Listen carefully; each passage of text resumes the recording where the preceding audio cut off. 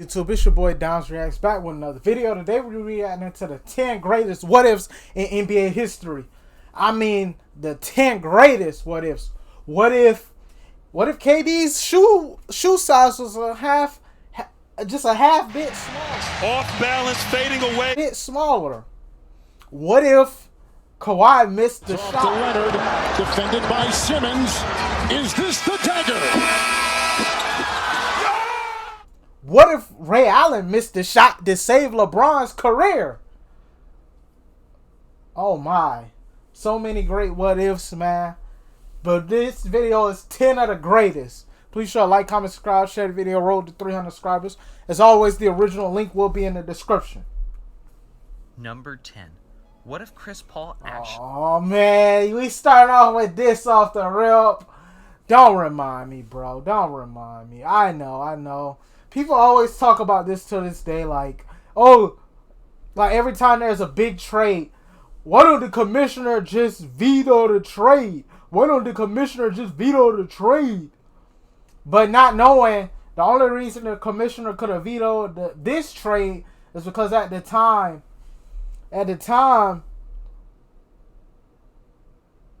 what you call it?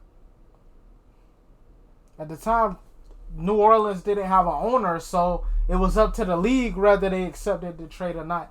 And the other team said no, but the next day he happened to get traded to the Clippers. I know. They just had it out for us Lakers. We never got that Kobe LeBron matchup in the finals that we wanted. Kobe, Chris Paul, and Dwight, that would have been a nasty team. Went to the Lakers.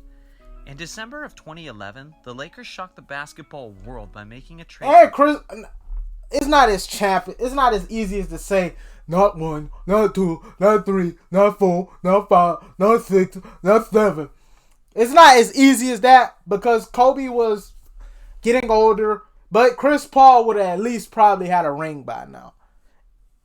And then I got this hot take anyways that a lot of the flaming that y'all been giving to Chris Paul, DeAndre Ayton deserves some of that because in these playoffs, Ayton is not that guy. At least not yet because, Ayton's still young. So I guess that's why people don't want to be on his head like that. Paul, which was going to pair him up with the still dominant and lethal Kobe Bryant to make the best backcourt in the entire NBA. Yeah, that would have been definitely. Just hours after the deal was supposedly done, the trade I was hyped when by that the trade. NBA for, quote, basketball reasons.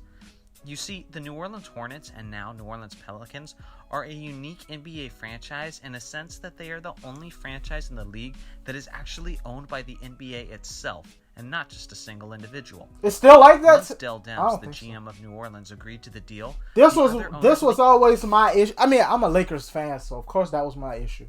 My issue with the trade was if the GM said yes, why not? That was my issue with the whole trade, in my opinion.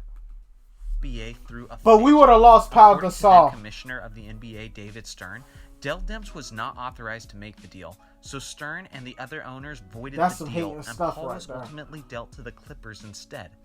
Would Chris and Kobe have actually won titles together? I believe we would have got at least one. Andrew Bynum for Dwight Howard. What would the team have looked like with Dwight and Paul playing the pick and roll while Kobe lurks on the perimeter? That would have been tear his Achilles if he has Chris Paul to lean on at the exactly, because people always talk about Kobe tore his Achilles. We ended up getting washed up Steve Nash, and Kobe had the solo squad that year to get us in the playoffs. I mean, people don't talk about that. Kobe was playing 48 minutes a night. The solo squad us into the playoffs. Straight Mamba mentality. Third spot and doesn't have to play an insane amount of minutes just to earn a playoff spot. Number 9. What if Grant Hill and Penny Hardaway stayed healthy? In a 1996 Penny's draft day comparison, I believe, was Magic Johnson, and Grant Hill was compared to Michael Jordan. I didn't get it because I was at the time, I didn't really realize Grant Hill until probably around 2018, 2019. Because I'm like, I remember seeing Suns Grant Hill. I was like, this dude was supposed to be the next Michael Jordan? What's going on? But then when I found out injuries is why he wasn't, I'm like, oh, that kind of explains it a little bit. But Yeah, that would have been nasty. Michael Jordan was asked who he sees as the next Michael Jordan, the guy he would eventually pass the torch to when he inevitably retires. Michael said 2 players, Grant Hill and Penny Hardaway. Now, Penny was often compared to Magic Johnson more than Michael Jordan. Oh, yeah. Before Dwayne Wade and Kobe Bryant, Penny Hardaway was the feared wing player alongside of Shaquille O'Neal. He was a large point Penny guard, and standing Shaq. 6'7" If Penny stayed healthy, a Penny and Shaq duo probably would have took the league by storm. I'm not gonna lie. In only his second year in the league, he helped lead his team to 57 wins and a trip to the NBA Finals while averaging 20.9 points per game, 7.2 assists per game, 4.4 rebounds, and 1.7 steals per game. Unfortunately, Penny had the curse of bad knees and had his first major knee surgery in 1997. Several surgeries and teams later, Penny was merely a shell of what he used to be in his Orlando days, and sadly, basketball fans never got to see his full potential. Grant Hill had a similar story. Before Kobe came onto the scene and was being called the next Michael Jordan, that title was often given to Grant Hill. In only his second year, he led the NBA in All-Star votes, edging the likes of Michael Jordan. Hill averaged 21.4 points, 9 rebounds, 7.3 assists, and 1.8 steals per game. Oh, so he was really like that. In triple doubles. And again, this was only his second season in the NBA. Grant had his first major ankle injury in the 1999-2000 season. After his first 6 seasons of his career, before his ankle injury, Hill had a total of 9,393 points, 3,417 rebounds, 2,720. All this in 6 seasons? Oscar Robertson, Larry Bird, LeBron James are the only 3 players in league history. That's some great company to be named amongst. So I'm like, maybe Grant. I don't know if he would have been the next Jordan, but even Jordan put that stamp of approval on him. So maybe.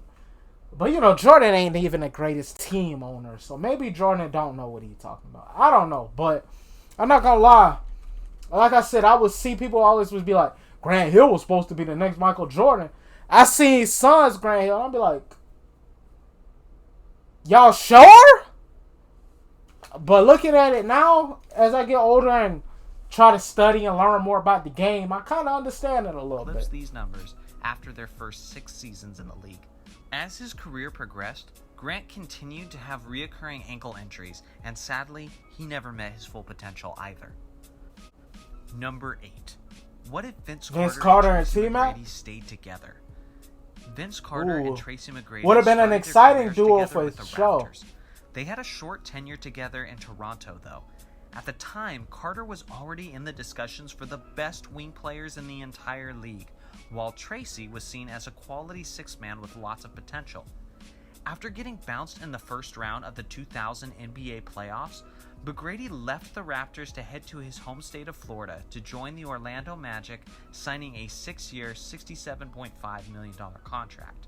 It was then that Tracy's career absolutely took off, winning the league's Most Improved Player award while averaging 26.8 points per game, 7.5 rebounds, and 4.6 assists per game. So some would probably argue, some probably could make the argument that T-Mac would have not really developed into the T-Mac that we know. But I believe he would have. I believe this is a good what if as well. Only about a year ago, Tracy McGrady said he regretted leaving the Raptors for Orlando, wondering what the 2 dynamic players could have accomplished together. One man who believes they could have accomplished a lot was none other than 5-time champion Kobe Bryant, who said, with McGrady and Carter and their numerous vets on the team, if they had stuck together, they could have won championships. I don't know, Kobe. I don't know, Kobe, because they would have interfered with a lot of the Lakers championships too, because they was in that same era. So they probably would have interfered in a couple of those. Statement coming from Kobe, especially when you consider that those years would have overlapped with That's what I'm saying. Kobe and Shaq were winning their first 3 NBA championships.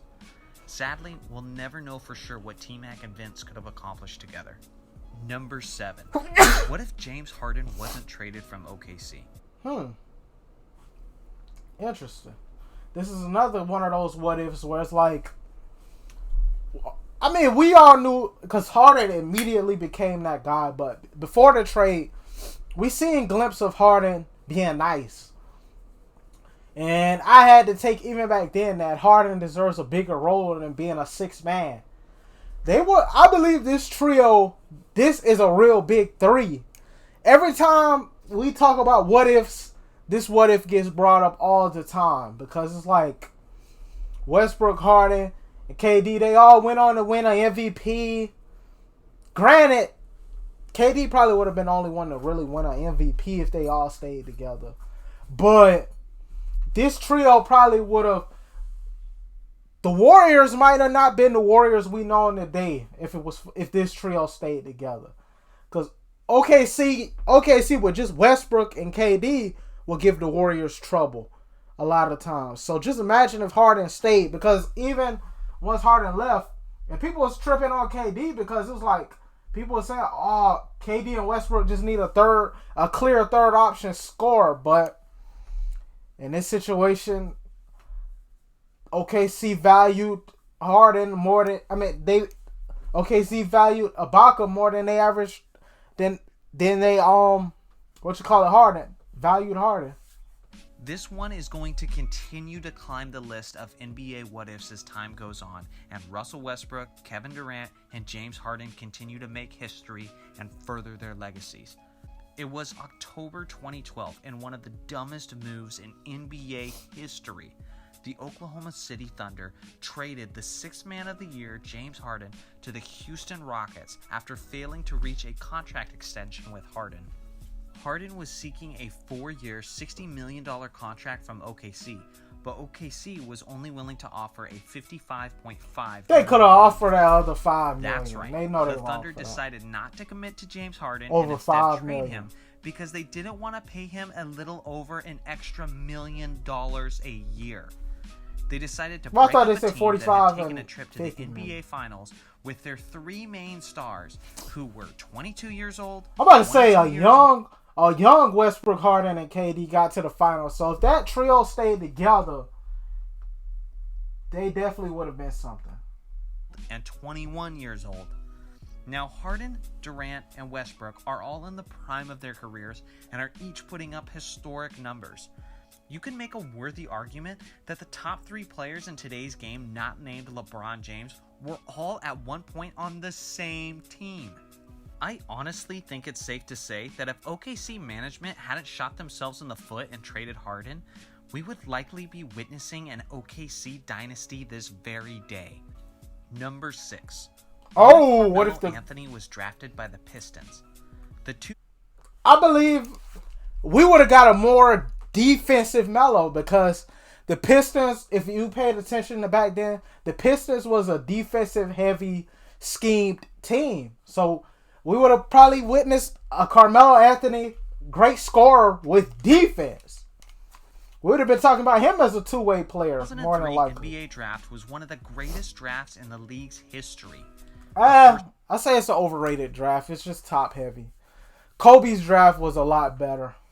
But yeah, this draft is just LeBron, Chris Paul, LeBron, Bosh, Wade.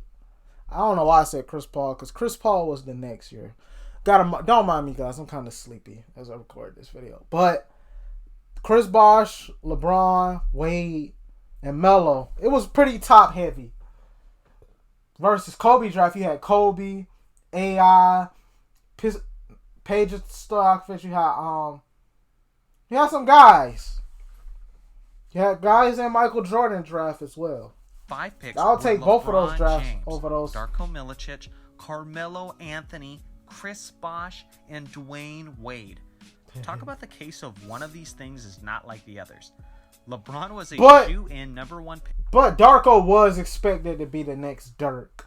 But they say this about every foreign big that can shoot, so I don't know. For the Cleveland Cavaliers heading into this draft, Carmelo Anthony was seen by many analysts and experts as the second best player in the draft. But the second pick belonged to the already contending Detroit Pistons, who had several wing players already and had more of a need for a big man. I would say the Warriors also should have learned a lesson for drafting for fit. when you gotta pick that early in the draft best player available no matter what. Because we could have been witnessing a Steph Curry, LaMelo Ball backcourt, but they took Wiseman. Because they chose fit over best player available. When you have a pick this early in the draft, when you choose for fit, it hardly ever works out. So I would always recommend draft best player available. So Charlotte, go ahead and get Scoot Henderson. Y'all better not Brandon Miller's nice, but go ahead and get Scoot. Rest. The Detroit Pistons selected the Serbian bust Darko Milicic, and the following 3 picks were future NBA Hall of Famers. The part that makes this whole thing really interesting is that despite the fact that the Pistons passed on Carmelo and selected Darko Milicic, the bust, they still went on to win the NBA championship that season.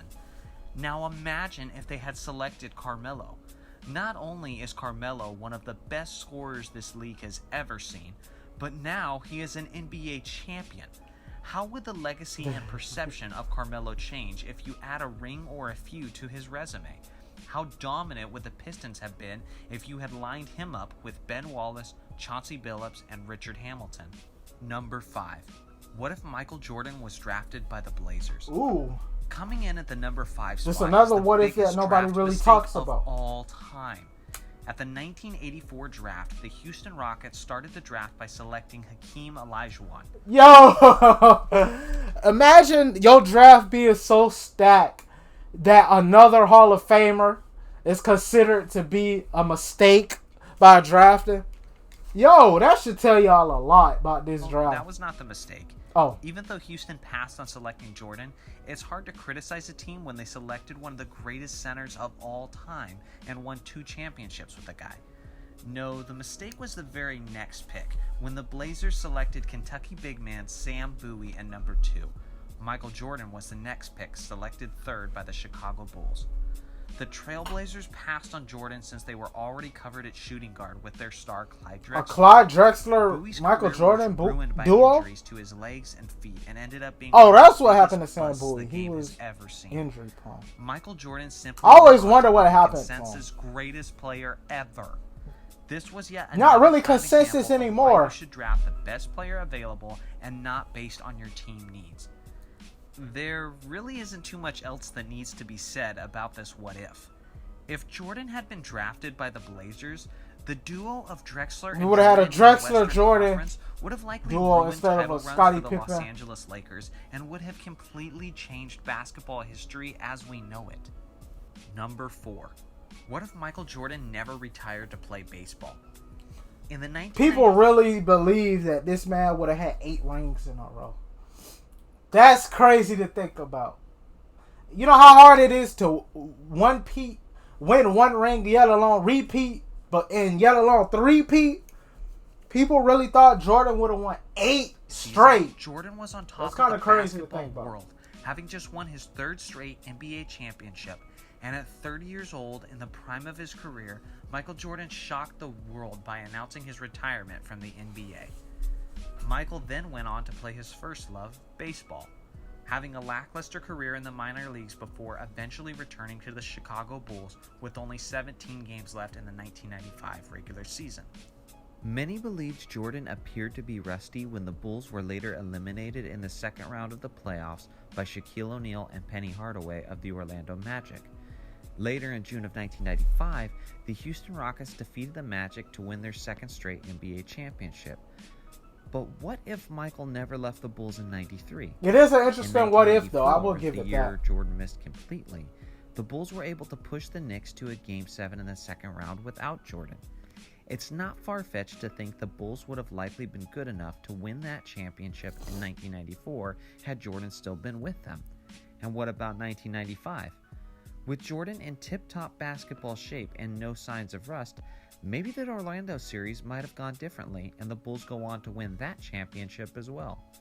It's possible that if Jordan never left the game, the Bulls might have gone on to win an incredible 8 straight That's crazy. championships. He even We'll think. never know for Well, sure. he even said that. Instead, Hakeem Olajuwon of the Houston Rockets has the 2 championships he so greatly deserves in the center of the Jordan era. Number 3.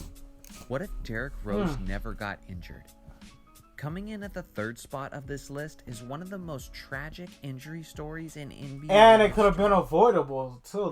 That's the crazy part about his injury. His could have been avoidable because the Bulls was already up by a good bit and the game was pretty much won. But I believe Coach Tibbs wanted to keep the starters in the game to prove a point to the Sixers or something crazy. In like the that. 2011 NBA season, Derrick Rose was at the center of the basketball spotlight, winning the NBA Most Valuable Player award and being the youngest player to ever do it at just 22 years old. He averaged 25 points per game, 7.7 assists per game, and 4.1 rebounds per game, and the Chicago Bulls won 62 games, finishing with the best record in the Eastern Conference that season. The future looked bright for young Derrick, who looks as if he was destined to be one of the all-time greats and a rival to LeBron James in the Eastern Conference for years to come. For those of you who weren't closely watching at that time, Derrick Rose had Russell Westbrook-type explosiveness combined with John Wall speed, and man, could he finish at the rim. It was just 1 year later, in Game 1 of the first round of the NBA playoffs, Derrick attacked the basket, made a hop-step move that we had seen him make so many times in his young career, and he tore his ACL. His career was changed forever. Although Derrick would eventually return to the floor and is still playing in NBA basketball today, injuries have continued to plague him, and he has never since been able to replicate his MVP form that we saw in his early years of his career. Number 2. Shaq and Kobe. Stay Now we talking. This one probably comes as no surprise to any of you. Shaq and Kobe, one of the most dominant duos the league has ever seen. Also, two of the biggest alpha males the league has ever seen. Back when Shaq and Kobe split ways... Now, there's a duo that we could be like, not 1, not 2, not 3, not 4, not 5. I give them probably about a good... realistically, I give them about a good 2. Probably who more was to blame for their split? So they probably would have had Shaq 5. or Kobe. But now in hindsight, I think it's pretty clear to see that in reality, it was both. Both players had an incredible ego that was through the roof. Is it Shaq's team? Is it Kobe's team? These narratives mattered greatly to the two. Even the stars' personalities were extremely different. Kobe was this serious, hard worker, and Shaq was more like a... Shaq, on the other hand, was a fun, playful leader who famously showed up to training camp overweight in 2004, and that had Kobe which hot. also famously infuriated Kobe Bryant. It all came crashing down at the end of the 2004 season. If we won this finals, they probably would have stayed together. Overwhelming. And look, to my surprise, a lot of times in these situations, the team don't make the right decision when it comes to keeping one star over another. To everybody's surprise, the Lakers made the right decision by keeping Kobe instead of Shaq. Favorites over the Detroit Pistons in the NBA Finals, but the Lakers were upset 4-1. With Kobe's free agency underway that offseason, Lakers management had a decision to make: keep Kobe or Shaq. They committed to the younger star and signed Kobe Which to was a the right massive decision. contract, while trading Shaquille O'Neal to the Miami Heat. Both players continued to be elite years afterwards. Shaq won a championship with Dwayne Wade in Miami, and Kobe won 2 more in Los Angeles. But what could the two have done if they had put their differences aside and stayed together? How many more championships would they have won? After all, Kobe's prime years of his career were with Kwame Brown on his team. Don't remind How me. different would that have been if that was Shaq? And number 1, what if Len Bias lived? Oh, this one is To dark. me, this story is definitely the greatest what if in NBA history. Partially because of the mystery of it, but also because of the level of impact it could have had on the NBA as we know it. Len Bias was a 6'9" forward from the University of Maryland who had incredible athletic abilities along with a smooth jump shot. Len Bias was a college star. He had epic battles with Michael Jordan while he was in North Carolina and was seen as a player of Michael Jordan's caliber. Meanwhile, in the NBA, Magic Johnson's Lakers and Larry Bird's Celtics were the premier teams in the league. The Celtics went on to win the 1986 NBA championships with their stars Larry Bird, Kevin McHale, and Robert Parrott. This is crazy to think about. We probably would have been wearing Len biases instead of Michael Jordan today.